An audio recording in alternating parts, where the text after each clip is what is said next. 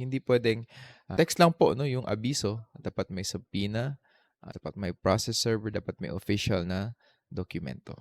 So ito, may nag-text, may warrant ka raw, totoo ba ito? So kung may nag-text sa'yo na may warrant of arrest ka, pero wala ka namang utang, wala ka namang kaso, and then medyo fishy talaga yung text mismo na galing daw sa court 'no. Una, hindi po nagte-text ang korte o pulis para mag-announce ng warrant. Hindi nila trabaho yung mag-notify sa inyo through text. Kapag may totoong warrant, ang pulis mismo ang pupunta sa bahay mo o sa workplace mo, hindi ito dine-deliver through text 'no. So marami pong text scams ngayon na galing daw sa court para manakot, madalas hihingan ka ng pera. So ito po ay isang classic po na scam.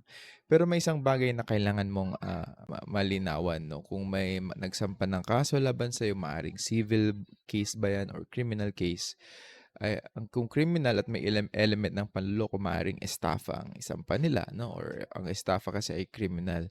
So kung meron talagang complaint, posibleng mauwi po 'yan sa warrant kapag na-file at na-resolve ng prosecutor. So hindi puwedeng, text lang po 'no, yung abiso. Dapat may subpoena, dapat may process server, dapat may official na dokumento.